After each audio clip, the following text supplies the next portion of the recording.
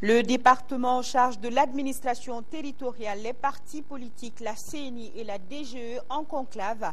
Au menu des échanges, le fichier consensuel, l'évaluation du projet RAVEC et le contrôle du taux d'enrôlement. C'est parti pour la phase top 12 du championnat national de basketball. Le coup d'envoi a été donné le week-end dernier ici à Bamako. La compétition regroupe les qualifiés de l'Interligue et ceux du district de Bamako. Les fractures chez les enfants, c'est à cela que la chronique santé du jour s'intéresse. Elles arrivent soit au moment de la naissance ou au cours de divers types d'accidents domestiques. La prise en charge relève de la traumatologie infantile. Voilà pour le sommaire. Tout le plaisir est pour moi de vous présenter cette édition. Je vous souhaite la bienvenue. Bonsoir à tous. Le Premier ministre Dr Cheikh Modibo Diarra a présidé cet après-midi un conseil de cabinet qui avait pour ordre du jour l'examen de l'avant-projet de loi sur la programmation militaire. Pour l'élaboration de ce projet de loi, tous les états-majors et services techniques ont été mis à contribution pour revoir les structures et les niveaux d'équipement. Le ministre de la Défense et des Anciens Combattants, le colonel Yamoussa Kamara, explique l'esprit du projet de loi et les procédures de sa mise en application. Il est au micro de Tchemoro Sagara. Le projet de loi de programmation vise à cibler les différents domaines sur lesquels il va falloir faire un effort pour faire un niveau pour que notre armée soit vraiment à hauteur de mission. Donc après l'examen de ce projet, nous allons l'enrichir par les critiques et suggestions formulées par les différents départements. Et après ça, le document sera réintroduit cette fois-ci en Conseil des ministres. Une fois qu'il sera adopté à ce niveau-là, il passera pour l'adoption au niveau de l'Assemblée nationale. Et nous pensons que puisque ça nécessite des investissements très importants, qu'il est nécessaire de faire un plan qui va se réaliser dans la durée. Nous avons prévu 5 ans, au terme desquels nous pensons pouvoir mettre en place un outil qui répond vraiment à nos besoins. Le ministre de l'administration territoriale et de la décentralisation a rencontré ce matin au gouvernorat du district de Bamako les responsables et acteurs concernés par le projet RAVEC. Au menu des échanges, l'évaluation du dit projet, l'élaboration des fichiers consensuels et la lutte contre la fraude électorale, entre autres. Prenait part à la rencontre le ministre délégué en charge de la décentralisation, les représentants de la CNI, de la DGE et des partis politiques. Les explications, c'est avec Mahabadou Doumbia. Les élections générales n'ont pas eu lieu en avril 2012 suite au coup d'État du 22 mars dernier. Mise en veilleuse mais pas oubliée, le RAVEC, le recensement administratif à vocation état civil, revient dans le débat entre partis politiques et départements en charge de l'administration territoriale et de la décentralisation. Et l'ordre du jour comportait l'état des lieux du fichier consensuel et l'évaluation du projet RAVEC. Nous avons entrepris des contacts avec des partenaires financiers qui assistent particulièrement le Mali quant aux questions électorales. Je peux dire que nous avons de bons espoirs pour pouvoir faire l'état des lieux du fichier consensuel et l'évaluation du projet RAVEC. Nous avons approché des partenaires qui sont prêts à nous assister pour faire l'audit du fichier consensuel et l'évaluation du projet RAVEC. À la lueur des exposés faits sur le RAVEC, les opinions politiques étaient partagées entre élections certes, mais d'abord libération des régions du nord du Mali. Pour certains, les élections d'abord, et pour d'autres, la libération des régions du nord. Moi, je pense que si nous prenons en charge les préoccupations majeures de notre peuple, je pense qu'il n'y a pas de doute, il n'y a pas de discussion à faire sur ces priorités. Le nord d'abord, la libération des régions du nord d'abord, et les élections après. Autre cas évoqué, la situation de nos compatriotes non enrôlés en Côte d'Ivoire, la fraude électorale, le faible taux de participation, notamment à Bamako, et surtout la CENI. Doit-elle continuer d'exister dès l'instant qu'il n'y aura plus d'élections jusqu'en 2013? Il est évident que nous devons réfléchir, à savoir au-delà de la CENI, si d'autres institutions ou organisations ou structures impliquées dans l'organisation des élections ou tout simplement dans l'animation de la vie politique si ces structures sont adaptées à la situation actuelle. Si ces structures ne sont pas adaptées, bien évidemment, il faut apporter les touches et retouches nécessaires pour permettre à ces structures de cadrer avec le contexte actuel. Sur une population de plus de 14 266 000 recensés, 13 606 000 ont la carte d'identification, soit un taux de plus de 106%. Il reste à enrôler plus de 425 000 Maliens de l'intérieur et plus de 680 000 Maliens de l'extérieur. De la République, une délégation du comité interparlementaire de l'Union économique et monétaire ouest-africaine a été reçue en audience ce matin par le président de l'Assemblée nationale par intérim. Les députés de ce comité sont venus renouveler leur soutien et leur appui aux autorités maliennes pour la sauvegarde de l'unité nationale et l'organisation d'élections libres et transparentes. La délégation, conduite par son président Dama Dramani, s'est dit également préoccupée par la situation des réfugiés. Nous l'écoutons. Aujourd'hui, nous sommes revenus pour nous enquérir de la situation réelle. Nous avons discuté avec nos amis qui nous ont donné beaucoup d'informations sur la situation actuelle. Mais notre priorité, c'est quoi? C'est de dire au peuple malien que nous sommes solidaires, puisque nous sommes ses représentants. Nous nous sentions tous au CIP, maliens aussi. Donc nous sommes préoccupés par notamment la situation des réfugiés, qui sont des populations démunies, qui sont des populations opprimées aujourd'hui par des groupes. Et nous réaffirmons notre engagement pour l'unité du territoire malien. Nous disons également aux autorités du Mali qu'ensemble, nous devons travailler pour un retour à la normale, à l'ordre constitutionnel.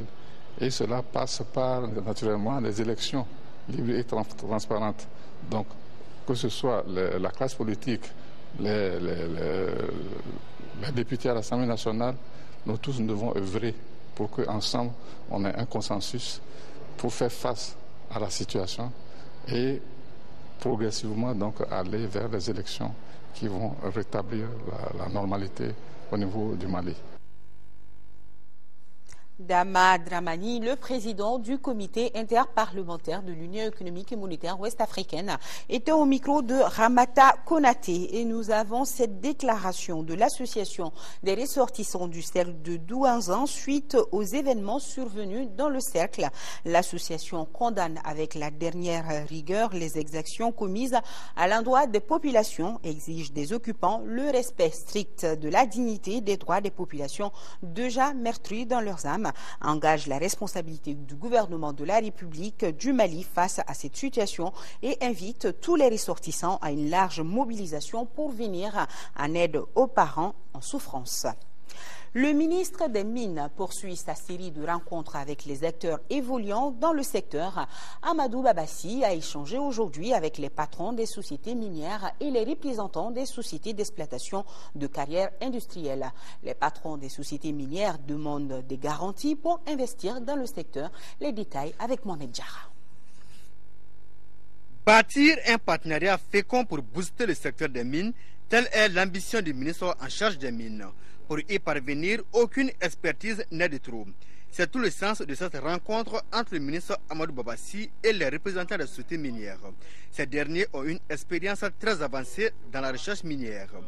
D'entrée de jeu, ils ont tenu à rassurer le ministre. La bonne nouvelle, c'est quoi? C'est que jusque-là, on constate que personne, ou très rares, sont ceux qui ont fait le choix de jeter l'éponge.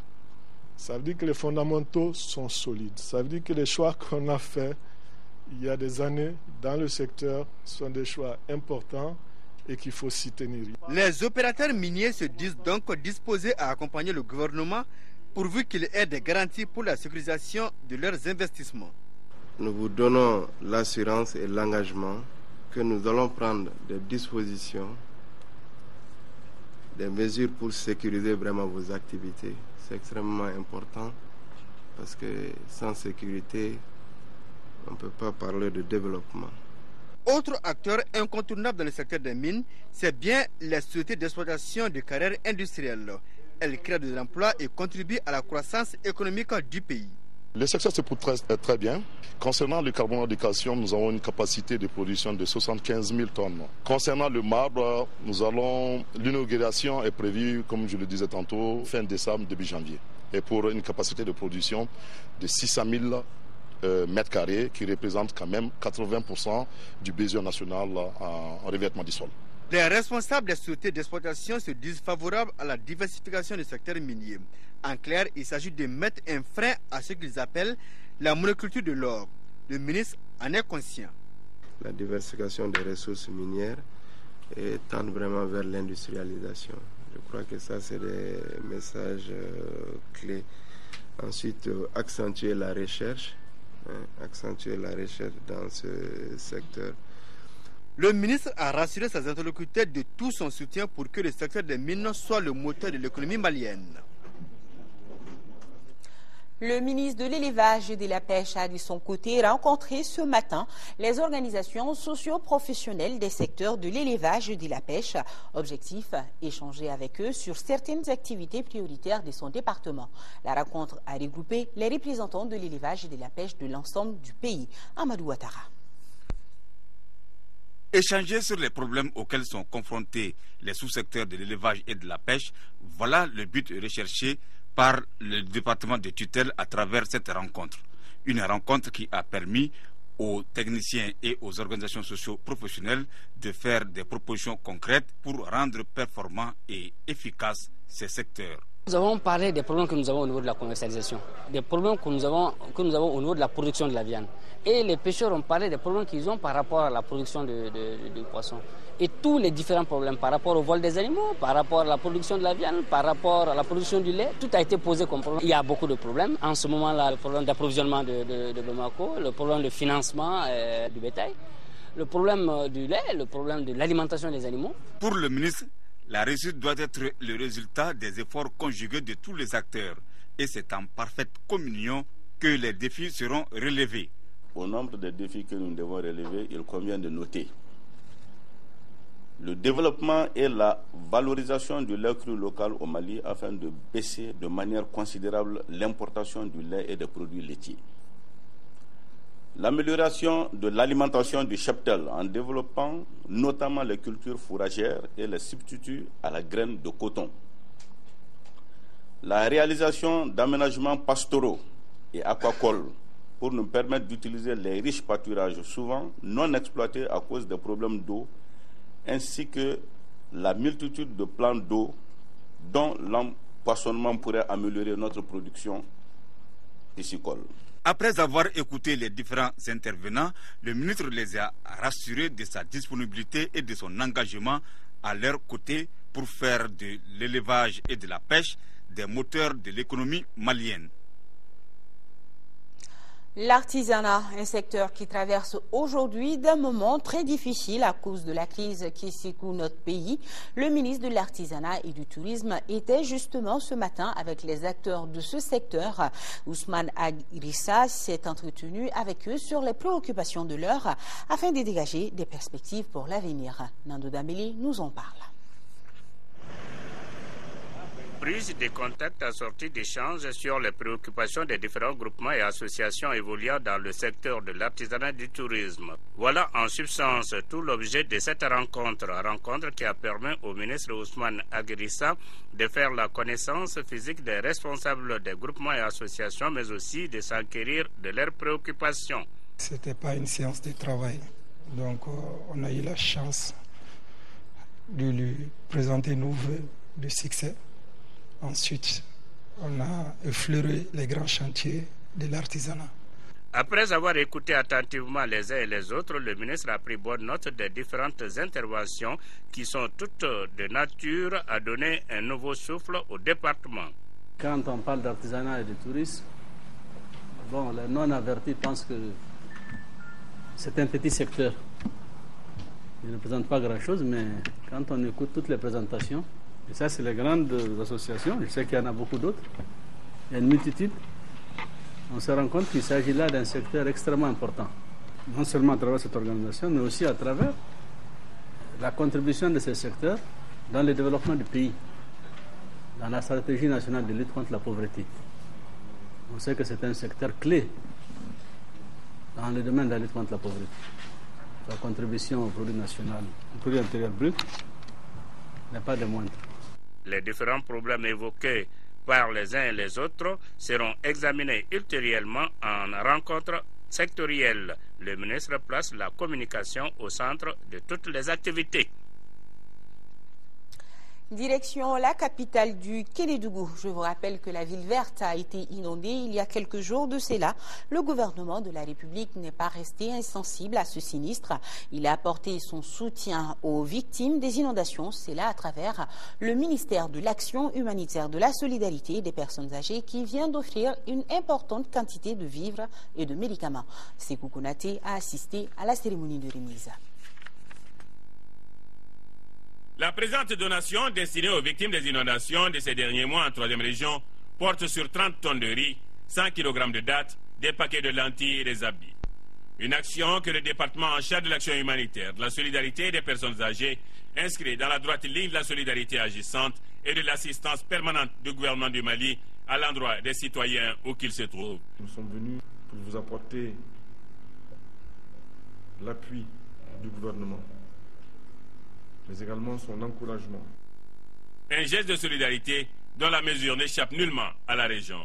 Votre visite aujourd'hui vient, sinon couronner, du moins donner un coup d'accélérateur à cette nécessaire solidarité de tous les jours envers les populations en détresse. Nous saurons à jamais nous souvenir de votre disponibilité personnelle et de l'intérêt que votre département accorde au bien-être de l'homme malien. Et le ministre, tout en remerciant le Seigneur pour la bonne pluviométrie de l'année, d'appeler à un changement de comportement. Nous devons nous réjouir qu'il n'y ait pas eu de perte de vies humaines. Néanmoins, force est de constater que ces phénomènes récurrents sont liés d'abord à notre propre comportement.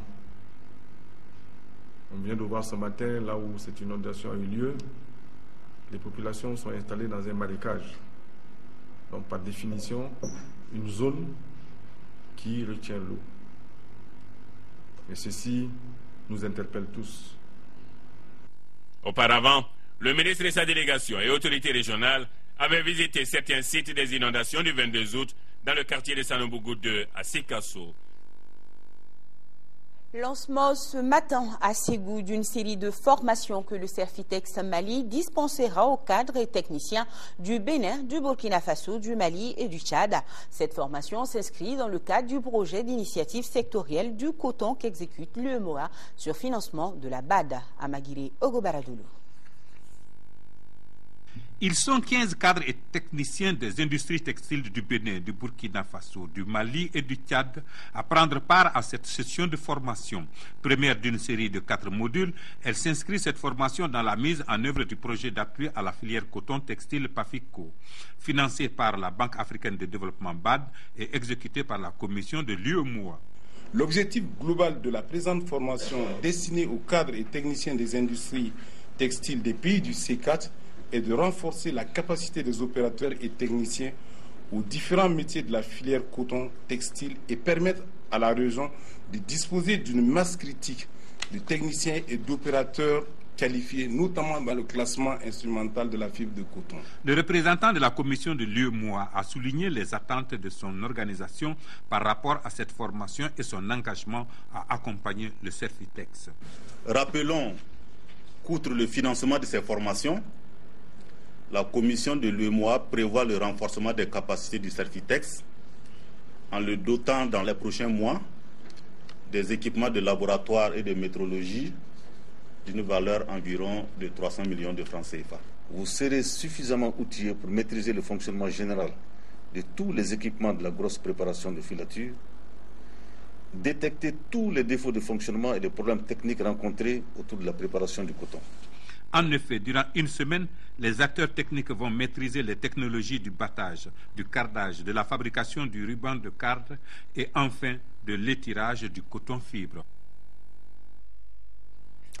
Lancement en 5e région du sous-projet renforcement de l'initiative Corridor de lutte contre les IST, le VIH et le SIDA. L'opération se déroule sur le tronçon routier Djéné-Sévaré-Badiangara.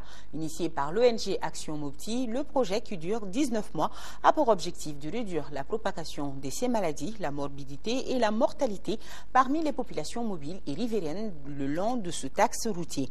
Il est financé à hauteur de 26 millions de francs CFA. Correspondance. Ce sous-projet renforcement de l'initiative Corridor de lutte contre les IST, le VIH et le SIDA sur le tronçon routier Carrefour de Djéné-Badiangara est conduit par le consortium Aide et Action Empro Sahel sur financement de l'Union européenne à hauteur de près de 26 millions de francs CFA. Sa mise en œuvre sera réalisée par 6 ONG nationales, dont l'ONG Action Mopti pour une durée de 19 mois. L'objectif principal de ce projet est de réduire la propagation des IST, du VIH et du SIDA, la morbidité, la mortalité parmi les populations mobiles et riveraines le long de cet axe. Les cibles du projet sont entre autres les porteurs d'uniformes, les travailleuses du sexe et leurs clients, les routiers, les hôteliers, les restaurateurs, les mécaniciens, les vendeuses ambulantes, les enseignants, les élèves, les orphelins et autres enfants vulnérables, le long des axes routiers Djéné-Sévaré-Badiangara. Selon le président du Conseil régional de lutte contre le sida qui a rappelé la séroprévalence de la région, l'objectif général du projet va en droite ligne avec le cadre stratégique national de lutte contre le sida. Du sport dans ce journal basketball, la phase top 12 du championnat national a donné son coup d'envoi le week-end dernier ici à Bamako. La compétition se joue au pavillon des sports des stades Modibo Keïta et du 26 mars. Elle regroupe les qualifiés de l'Interligue et ceux du district de Bamako. Assa Soumaré nous en parle. Du 1er au 10 septembre 2012, le pavillon du stade omnisport Modibo Keïta et le palais des sports du 26 mars abritent les rencontres du top 12 édition 2011-2012. Le public est au rendez-vous. Chaque poule disputera un championnat aller simple et les 4 meilleures équipes se qualifient pour les demi-finales. Après 2 journées de compétition, les équipes du district ont montré leur statut de favori en dominant les équipes régionales. En poule A, chez les messieurs, c'est l'AS Real. Après quelques difficultés, signe son retour. Le stade malien aussi revient en force. Noirs et Blancs et Stadis ont chacun 2 victoires, suivi de la commune 1, du CAT et du centre Bintou Dambélé de Koulikoro. En dames, c'est le Djoliba Athletic Club et le stade malien qui mènent la danse devant la commune 3, l'AS Real, le Buton de Ségou et l'AFPSS de Gao. Malgré la situation qui prévaut au nord du pays, l'AFPSS de Gao participe à la compétition. En se présentant avec 5 équipes à Caille pour la phase interligue, d'office, les 5 équipes étaient qualifiées. Donc parmi les 5 équipes présentes, il y avait l'équipe de Gao, la FPSS, qui est présente actuellement à Bamako pour le top 12. Pratiquement, c'est dû aux problèmes que nous connaissons tous et ils n'ont pas pu mobiliser d'équipe pour faire le déplacement comme Gao l'a fait. Mais quand même, ce n'est que partie remise. On a senti quand même un effort de leur part, mais ils n'ont pas pu venir. De l'autre côté, au Palais des Sports du 26 mars en poule B, les hommes du Djoliba Athletic Club tournent leur machine devant le Sigui de Caille, battu 67-28, et l'Espoir de Sigasso mené 106-36. Toujours dans la poule B chez les dames, le duel des uniformes a tourné en faveur des militaires de l'USFAS. Elles ont battu l'Est Police 57-42. A noter que les quarts de finale et les matchs de classement sont prévus le 7 septembre prochain. Et nous allons parler à présent des fractures chez les enfants. C'est à cela que la chronique santé du jour s'intéresse. Notez que chez les tout petits, les fractures arrivent soit au cours de divers types d'accidents domestiques, soit au moment de la naissance.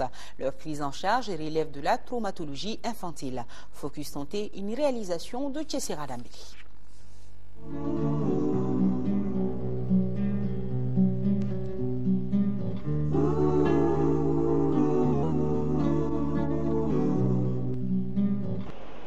La fracture est définie comme une rupture de la discontinuité de l'os. Quand la peau est intacte malgré le traumatisme, on dit qu'elle est fermée. Mais lorsqu'il y a une plaie en regard de la fracture, on parle de fracture ouverte, même s'il n'y a pas d'extériorisation de l'os.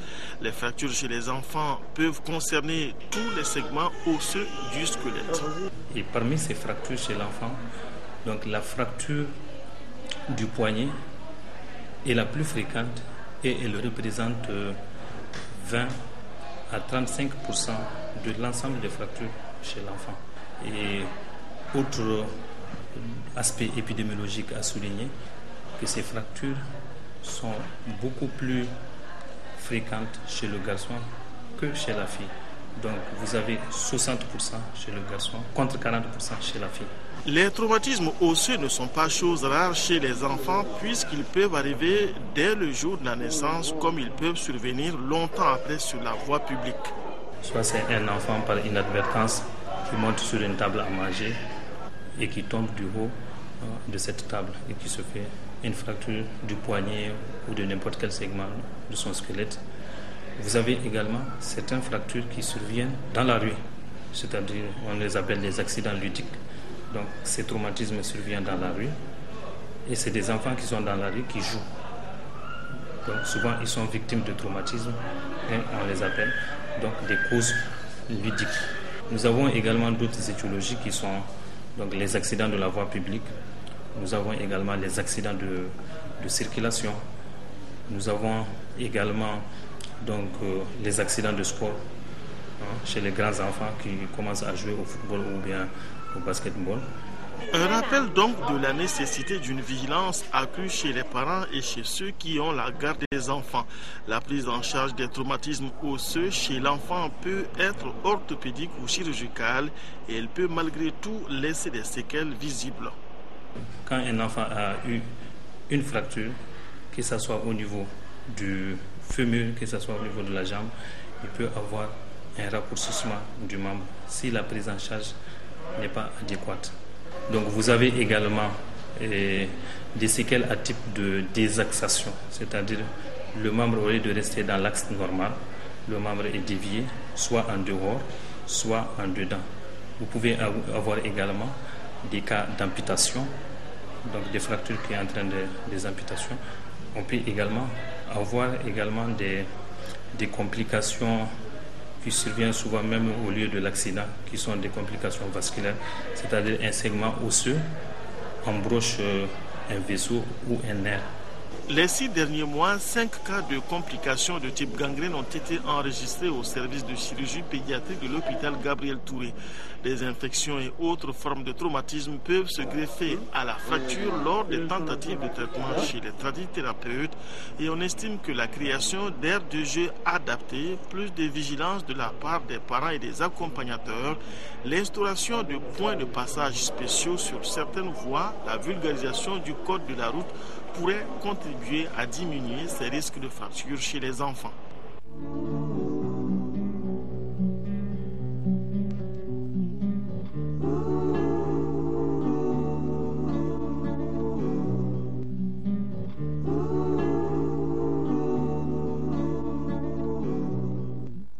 Le RTM est en deuil. Chaka Tougoula, agent technique de plateau depuis juillet 2011, n'est plus né le 25 avril 1976 à Banagoro, cercle de Kangaba. Il nous a quittés le vendredi 31 août dernier des suites d'une longue maladie. Chaka Tougoula laisse derrière lui une veuve et un garçon. Que la terre lui soit légère. Amen. Sur ce se referme ce journal. Tout de suite la météo avec Rachel Tessougué. Juste après le journal télévisé des formations, une présentation de Sira Bachili. Quant à moi, je vous retrouve demain, même heure, même plateau. Et comme tous les jours, nous sommes de cœur et d'action avec nos compatriotes des régions du nord du Mali vivant sous occupation. On ne les oublie pas. Merci et bonsoir.